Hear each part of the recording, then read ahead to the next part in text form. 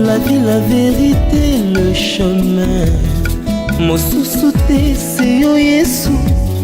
Napesi bino mbote na kombo na Yesu bisika nyonso kutami tika nzambe alola apambola bino. J'espère que vous allez bien. Biso pe toza bien par la grâce de Dieu. Nga pe naza bien. Nzambe azobatela biso vraiment. Nzambe azwa lokumu. Ndeko message na yanka nango ko partager na bino ndeko na bandeko na ngai. Ezaka message oyo nzambe atiaka kati na ngande na lekaka na partager na bino. Na muke oyo nzambe inspiraka ngai yango pe na lekaka na partager na bino bandeko na ngai. Parce que biso nyonso toza basali na elanga na nzambe toza ba ouvrier Jésus Christ nde maître na biso. Yango na musala on aleka bandeko na nga pona partager na bino oyo nzambe atiaka kati na ngai ekoyi kosunga yo ekoyi kosunga pe ndeko mosusu oyo akoyi pe kozala nango dans les besoins parce que oyo nga nalobaka eza ngai te nazoka yango na makomi ndeko soki omoni message oyo okoyi pe kopartage yango epai ya moto mosusu peut-être moto wana mpe akozala dans les besoins ekosunga mpe ye eza kaka na cadre ya évangélisation eza kaka na cadre ya kosunga bana na nzambe po ete mosala na nzambe ekende liboso na kosala bongo ndeko na ngai nzambe akozanga te kopambola yo yo omona kaka na partage message oyo tekoki kosunga moto moko oyo kopartage moto wana soki esungi moto wana nzambe akozanga te kopambola yo parce que oganye ame moko omemi epai na nzambe peut-être mabe moko moto alingaka sa peut-être eloko moko boye moto ayebaki yango te na nzela mate oyo naleka kopartage na bino bandeko na ngai ekosunga mpe ndeko mosusu parce que tina leka koya kopartage message na bino eza oyo nzambe atiaka kati na ngai ntango nga mona silisaka soki nalandi message nga mo mpe mona ekomi kosimba ngai lisusu nga mo naleki na partage na bino soki nga moko etushaka ngai ebongo combien na ndeko mosusu bakozala dans le besoin mpe yo soki opartage message ekosunga mpe ye nzambe ozanga te kopambola yo eza kaka kosala mosala na nzambe eza kaka kotombola mosala na nzambe nzamba ozanga te kopambola parce que biso tout toza ba ouvrier na musala na nzambe toza ba ouvrier na elanga na nzambe saela nzambe nzamba ozanga te kopambola yo soko sepe na message o na lekaka na partager la kisanga na commentaire o tirer na commentaire et ko encourager ngai o aimer vidéo et ko encourager ngai soki pe na s'abonner na chaîne ngai te o s'abonner na chaîne nga Dieu est amour TV nzambe akozanga te kopambola yo soki po s'abonner kozanga te ko cliquer na cloche ya notification pour soki na poster vidéo na nga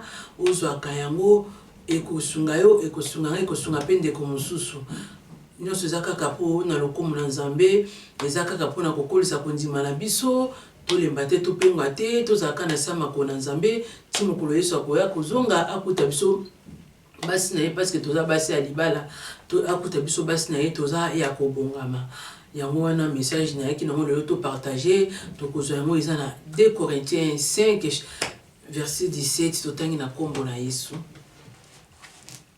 Bible ezoyebisa biso na 2 Corinthiens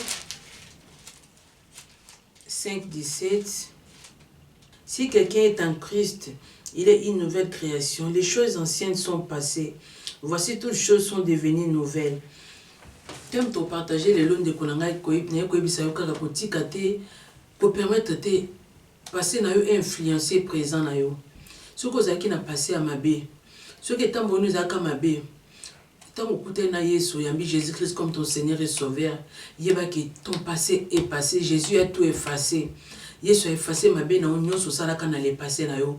Kolinga te le passé na yo eba na ko condamner présent na yo kolinga te le passé na yo ebana ko empoisonner présent na yo ebana ko kilobi pe ke na ko empoisonner futur na yo ko permettre ngote ndeko na ngai soki au passé no ezalaka mabe peut-être bana ezalaka koyiba koboma ndumba milangwa mabe nyonso to salaka na le passé na yo yo moko yebi bisika na sokutami muto no sotazaka na le passé na ye muto no sotazaka na le passé nga pe ndeko na mno na ekili boso na mno ko partager le message où naza pe na le passé na nazala ki pe na le passé na ngai parce que mon passé est passé maintenant je suis en Christ mon passé est passé. Kolingara te passé na yo, okoti sango na kati ya présent na yo, okoma ko se sentir coupable, okoma na ba culpabilité moko, okomi ko banga ko sala nzambe, okomi ko banga ko affronter batu, okomi ko banga ko salika mo parce que batu ba ko lapider yo, parce que le passé na yo ezala ki malamu te. Non non non de konanga. Soki so yambi Yesu,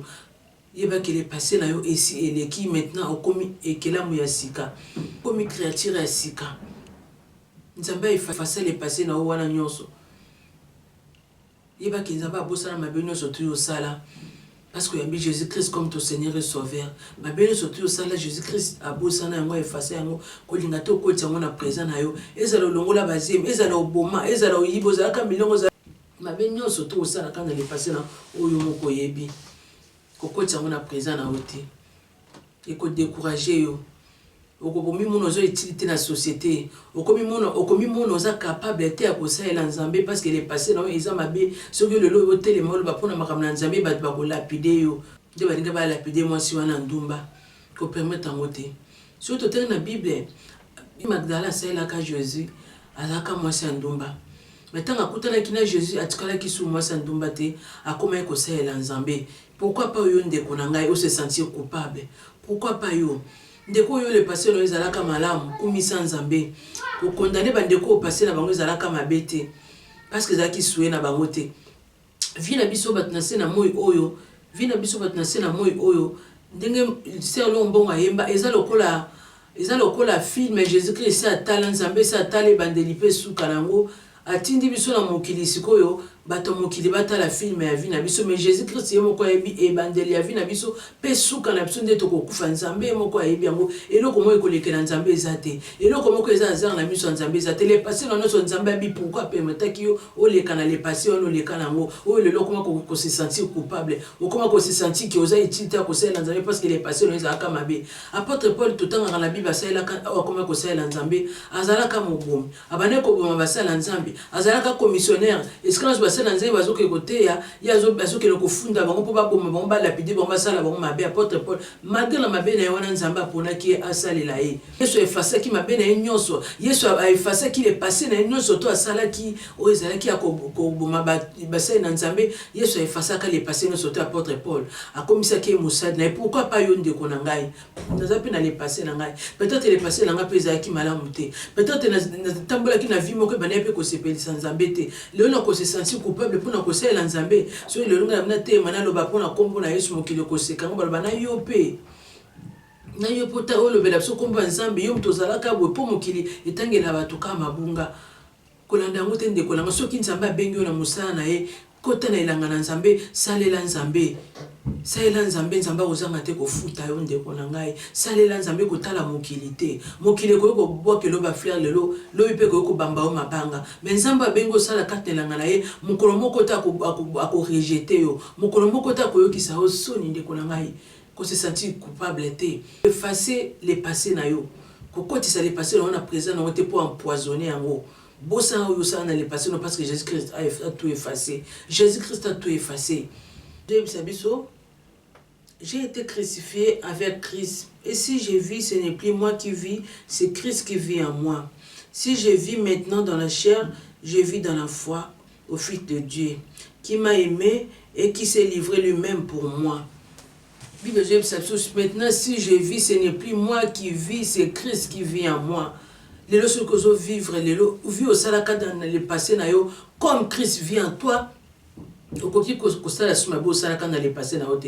O salaka dans le passé no peut-être oyebaka no Jésus-Christ.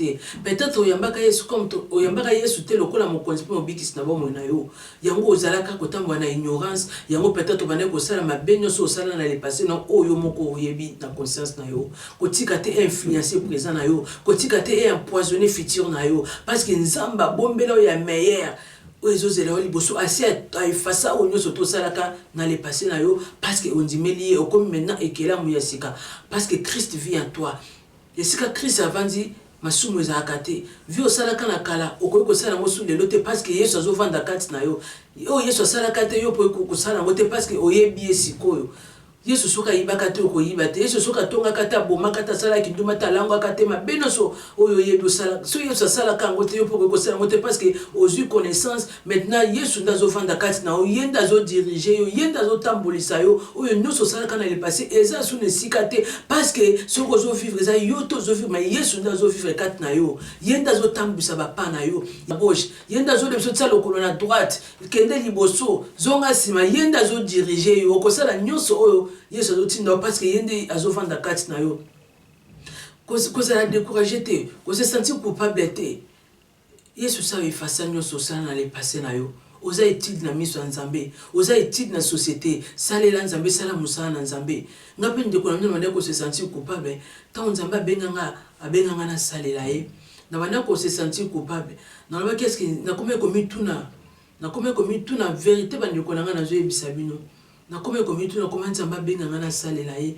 Est-ce que Nzambe le passé na nga pe za ki dignité. Ezalaki dignité na miso ya Nzambe. Na komé ko se sentir coupable. Na komé ko se sentir non Nzambe ko pona ngai te. Na leka na lobani na miso ya bato. Na lobani parce que le passé na nga pe ezalaki malamu te. Na bande ko se sentir coupable. Na inquiétude na nga Nzambe azoti na nga keno ko sela nga nazomona ka na kolobani na koleka nini nazomona ka Nzambe est-ce que Nzambe obengi nga est-ce que tali le passé na nga na komé ko se sentir coupable na komé kina culpabilité makasi et ko leka mi ko Nzambe ko ebisa ko grâce na nga ekoki pona yo na message wana Nzambe alobaka na nga epesanga ba moko assurance amona ki ba inquiétude na ngai. Pourquoi Nzambe pona nga Nzambe oponi nga est-ce que oyebi nazo Nzambe na le passé na ngai Nzambe oyebi le passé na nga oyebi bo mais nko Nzambe ki koyebisa ngai ke grâce na nga ekoki pona yo epesaki nga assurance epesaki nga courage na telema na koma kosalela Nzambe ndenge mo pe na ndeko na nga Yesu abosa efasa le passé na yo kotika te et empoisonné présent na yo ndeko pe okutama na le passé na yo Nzambe sala ngolu le passé na yo ezala malamu ko lapide bato le passé na bango eza mabete ko lapide bango te ko seka bango pete parce que Nzambe bile pourquoi a permetaki le passé na bango ezala bongo yo pe okutamaki na le passé na yo eza malamu pesa Nzambe merci parce que CV na yo ya le passé eza kitoko bato CV na bango ya le passé eza mabe to pesa pe Nzambe merci parce que tu as trouvé grâce na miso na ye a esi a effacer mabe na biso a esi a komisa biso ekelamu ya sika. Maintenant Yesu ndazovanda kati na biso toza lisu ya kalate to komisiko ya sika parce que Christ vit en nous to komisiko ekelamu ya sika koza culpabilité te kozala ko se sentir coupable te Yesu sa efasa mabe nyonso osala na le passé na yo ayebi yo telema salele oyo nyonso ozo sentir kati na yo ezopousse o Saint-Esprit azosenga yo osala mpona mosala na Nzambe sala yango Nzambe ozanga te kopambola osepelisa mokili na yo kosepelisa bata mokili te sepelisa nde Nzambe koyoka soni te salela Nzambe ozanga te kopambola yo oyo nyonso Nzambe atie kati na yo soki oza na makoki ya kosalela yango so Nzambe soki apesi yo eloko osala parce que ayebi koza na bacapacité ya kosala yango yango ntatia yango kati na yo sala yango mpona lokumu na Nzambe ozanga te kopambola kotala mokili te mbesa efasa le passé na yo kokotisa le passé na yo na futur na yo te kokotisa le passé na yo na présent na yo te kokotisa yango te na présent na yo kokotisa yango te na futur na yo mpo empoisonner présent na yo ekende ti koempoisonner futur na yo kopermettre yango ata mokolo moko te parce que Jésus-Christ a tout effacé a effacé masumu na yo nyonso a effacé le passé na yo nyonso lelo okoma ekelamu ya sika tika Nzambe alola pambola moto nyonso landi message oyo soko message oyo esepelisi yo eza maloba na Nzambe partager yango ekosunga mpe bandeko mosusu basala yango dans les besoins partager commenter aimer s'abonner na chaîne nanga sono s'abonner te Nzambe ozanga te kopambola to osala musala na Nzambe soko zo contribuer zo partager eza ko zo sunga pe musala na Nzambe ozanga te kopambola yo tika Nzambe alola pambola bino moto nyonso alandi message oyo Yesu alingi yo ndeko na ngai Yesu alingi yo Yesu ayebi yo avant oya na mokili Yesu ayebaki yo ayebi mission nini atinda na mokili oza utile na miso ya Nzambe bato mokili to oza utile na miso ya Nzambe ayebi yo tika Nzambe alola apambola bino bisika nyonso bokutani soki Yesu azongi te tokutani so na la prochaine vidéo.